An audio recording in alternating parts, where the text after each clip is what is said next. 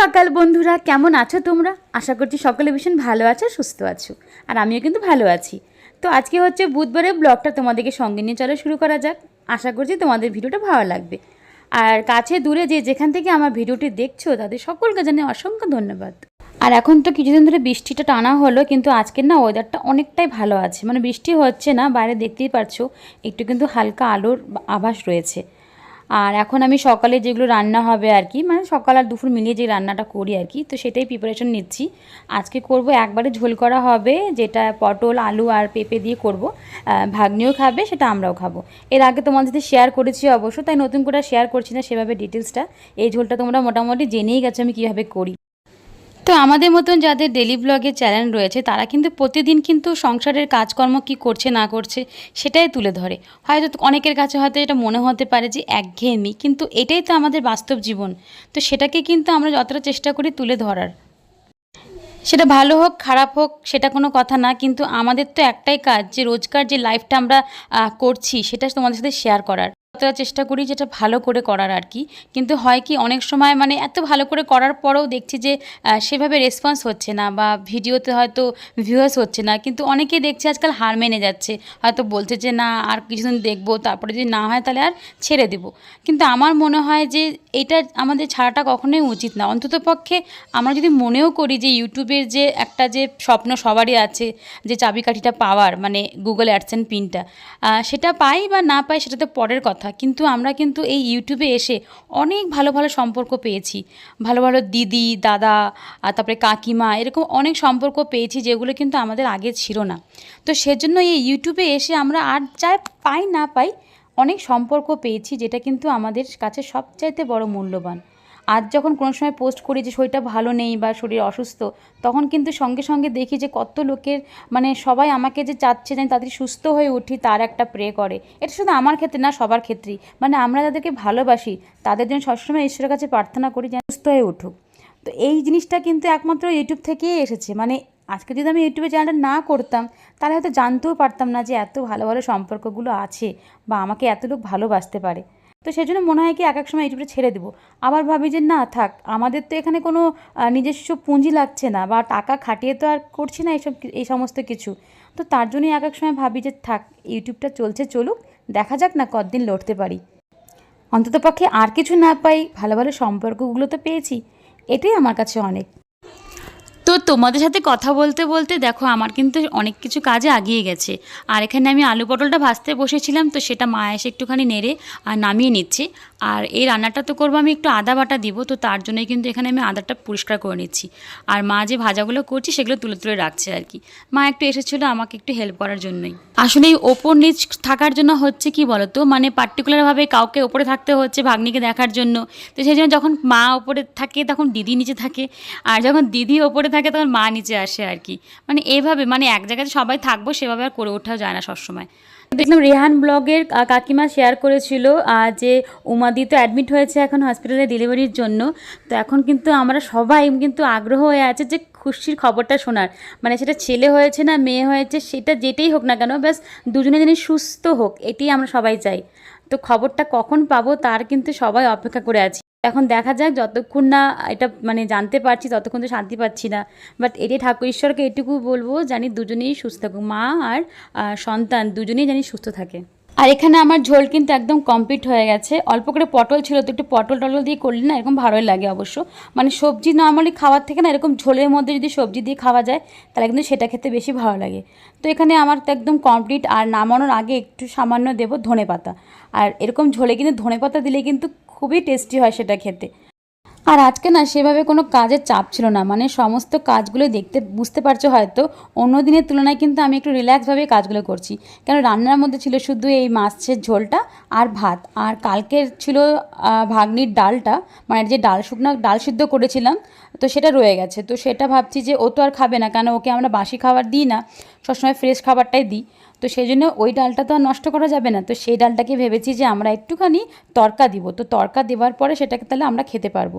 তো আজকে বলতে পারো সেভাবে কোনো কাজের চাপ নেই, তা ওর জন্যই না একটু হালকা মুডেই কাজগুলো করছি। আর এখানে দেখো মাছের ঝোলটা কেমন হয়েছে তা কিন্তু অবশ্যই কমেন্ট করে জানিও। আর এর মধ্যে কিন্তু কোনো কাশ্মীরি লঙ্কার গুঁড়ো মেলানো নেই, সেটা কিন্তু তোমরা দেখে বুঝতেও পারবে না, কারণ তোমরা জানো আমি এর মধ্যে কিন্তু বিট ইউজ করি। আর বিট ইউজ করলে কালারটা এত সুন্দর হয় না, দেখে মনে হয় কি খুব রিচ, অথচ একদম একটা হেলদি আর লাইট খাবার। তো এখানে রান্নাগুলো নিয়ে নিয়ে আমি আস্তে আস্তে সবগুলো উঠিয়ে রেখে দিচ্ছি। আর তোমরা তো মোটামুটি সবাই জেনেই গেছো যে এই দেখো কতগুলো সিঁড়ি আমাদেরকে পার হয়ে তারপরে ওপরে উঠতে হয়। তো এর আগেও তোমাদের সাথে আমি এটা শেয়ার করেছিলাম অবশ্য। আর যে ডালটার কথা বলেছিলাম সেটা হচ্ছে এই যে সেদ্ধ ডাল আলু দিয়ে করা হয়েছিল। তো এখানে একটা আলু, একটা বা দেড়টা আলু রয়েও গেছে। তো এর মধ্যে আমি ফোড়ন দিব পেঁয়াজ, লঙ্কা, তেজপাতা আর রসুন ফোড়ন দিলে কিন্তু ডালের স্বাদটা আরও বেশি বেড়ে যায়, আমার তো ভালোই লাগে। আর তাছাড়া আর যেহেতু এটা সেদ্ধ ডাল তো সেজন্য একটু ফোড়নটা যদি ভালো করে দেওয়া যায় তাহলে কিন্তু খেতে খারাপ হয় না। তো এখানে একটু বেশি পরিমাণে জিরে দিয়ে দিয়েছি। তো এটা ভালো করে ভাজা ভাজা হলে তারপর আমি পেঁয়াজটা যে কেটে রেখেছি সেটা সম্পূর্ণটা দিয়ে দেবো, মানে পেঁয়াজ লঙ্কা যা ছিল আর কি, রসুন সবটা দিয়ে দিয়েছি। বাড়িতে যদি টমেটো থাকতো তা টমেটো দিতে পারতাম, কারণ এই ক্ষেত্রে না টমেটো দিলেও কিন্তু ভালো লাগে খেতে। আর সামান্য লবণ হলুদ দিয়ে দিব, সেদ্ধ ডাল ছিল তো সেই জন্য হলুদটা তো দেওয়া হয়নি, তো তার কারণে কিন্তু এখানে আমি একটু হলুদটা বেশি দিলাম যাতে ডালটার সাথে মেকআপ হয়ে যায়। তো এটাকে এখন সুন্দর করে ভাজা ভাজা করতে হবে, যতক্ষণ না একদম নরম হয়ে আসবে ততক্ষণ তো ডালটা দিতে পারবো না, কারণ ডালটা কিন্তু অলমোস্ট সিদ্ধ করা কমপ্লিট ডাল এটা একটা।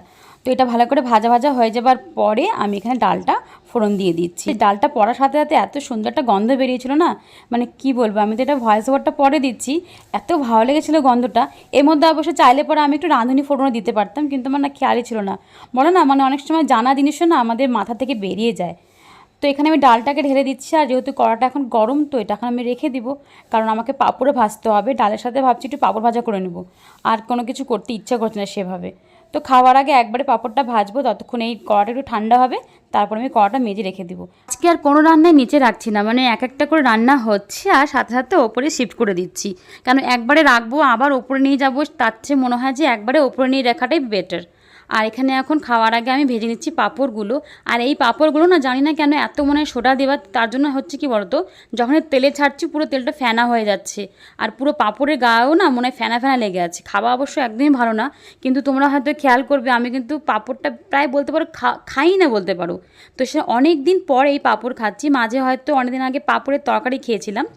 তো এরকম পাঁপড় ভাজাটা কিন্তু আমরা বলতে পারো খাই না আজকাল আর, এই তেলের জন্য, মানে পাঁপড়ের গায়ে এত তেল লেগে থাকে না, ভালো লাগে না তখন আর খেতে। তো চলো তোমাদেরকে সব মেনুটা দেখাই যে কী কী রান্না হয়েছে। তো এখানে ভাত করেছি, আর এই ঝোলটা পরে না আমি অন্য জায়গায় শিফট করে নিয়েছি অ্যাকচুয়ালি ছোটো জায়গাতে। আর এই হচ্ছে ডালের ফাইনাল লুক, ডালটা কিন্তু খেতে দারুণ ছিল, আমি আবারও বলছি। আর এখানে রয়েছে পাঁপড়। তো চলো, এরকম ডাল দিয়ে পাঁপড় ভাজা খেতে যা দারুণ লাগে, সাথে যদি একটা গন্ধরাজ লেবু থাকতো তা তো আরও জমে যেত খাবারটা। আমি এখানে যতক্ষণ লাঞ্চটা করছি, তোমরা যারা এখন আমার চ্যানেলটাকে সাবস্ক্রাইব করোনি তারা প্লিজ চ্যানেলটাকে সাবস্ক্রাইব করে দাও। আর নতুনকে এলে পরে প্লিজ এইটা কথা বলো না যে সাবস্ক্রাইব করলাম, জাস্ট এমনি একটা কোনো কমেন্ট করে দিও, আমি তাহলে ঠিকই বুঝে যাবো, আর 24 ঘন্টা পর তোমাদের কাছে আমি অবশ্যই পৌঁছে যাবো। তো চলো তোমাদের সাথে একবারে বিকেলে দেখা করছি। তো এখানে বিকেলে আজকে খাচ্ছি আমি তেজপাতার চা, এটা তোমাদের সাথে আমি আগেও দেখিয়েছিলাম। তো আর মাঝখানে একটু গ্যাপ পড়ে গেছিলো, আর যখনই আমি তেজপাতা চাটা খাওয়া ছেড়ে দিয়েছি তখনই আমার গলার সমস্যাটা আবার হয়ে যাচ্ছে, আবার যখন খাই তখন ঠিক থাকছে আর কি। তো তার মানে বোঝা যাচ্ছে যে আমাকে এটা কন্টিনিউ কিছুদিন খেয়ে যেতে হবে আর কি। তো এখানে আমি তেজপাতার চাটা বানিয়ে এখন ওপরে নিয়ে গিয়ে এটা খাবো। আর আজকে রাতে আমার খাওয়ার সেভাবে কোনো কিছু ইচ্ছা নেই, মানে একটু হালকা খাবার খাবো, মানে অনেকদিন থেকে তো একটু ভরপেট খাওয়া হয়ে যাচ্ছে। তো সেজন্য আজকে রাতে শুধু আমি খাবো ছোলা সিদ্ধ। তো এখানে আমি চাটা এখন খাচ্ছি, মানে তেজপাতা চাটা, যেহেতু গরম তো তার জন্য একটুখানি আমাকে রয়ে শয়ে খেতে হচ্ছে। আর এখানে যখনই দেখে ভাগ্নি যে ভিডিও করছি আমি, তো এরকম করে চলে আসে দেখো। আর তারপরে একটু খিদে পাচ্ছিলো, তো এখানে খেয়েছি চিড়া ভাজা, এই চিড়া ভাজাটা যে মা করেছিল সেটাই। আর কিছু নিমকি ভাজা করেছিল মা ভাগ্নির জন্য, তো সেটাই আমি ওখান থেকে না জাস্ট একটা দুটো নিয়েছিলাম আর কি, মানে ওইটা শুধু ভাগ্নিরই খাবে আর কি, আমাদের জন্য না, কেন ওটা খেতে ভালোবাসে। তো দোকান থেকে কিনে আনার থেকে না, তো বাড়িতে এভাবে বানিয়ে রাখলে পরে ভালো হয় জিনিসটা, কারণ দোকানে তো অনেক সময় পুরনো তেল দিয়ে ভেজে দেয়। তো সেই জন্য মা বলেছে থাক বাড়িতেই বানিয়ে রেখে দিব ওর জন্য, যখন ইচ্ছে তখন খেতে পারবে। তো এখানে আমি চিড়া ভাজাটা খাচ্ছি বসে বসে, আর ভাগ্নি দেখো ফোন নিয়ে এসেছে আমাকে দেখার জন্য যে আমি যিনি ওকে ফোনটা চালিয়ে দিই। মানে ও না ফোনটা যত চেষ্টা করছে কম দিবার, কিন্তু ও মানে একটা নেশা হয়ে গেছে ফোনের জন্য। তবু আমরা চেষ্টা করি ওকে ফোনটা থেকে একটু দূরে রাখারই। তো এখানে ছোলা সিদ্ধটা নিয়ে এখন আমি বসে গেছি, এটাই কিন্তু আমার রাতে ছিল ডিনার। তো ভিডিওটা কেমন লাগলো অবশ্যই জানিও, আর বেশি বড় করছি না। চলো বাই, সবাই ভালো থেকো, সুস্থ থেকো, পরে আবার দেখা হচ্ছে নতুন কোনো ব্লগ ভিডিও নিয়ে আবার হাজির হয়ে যাব। চলো বাই।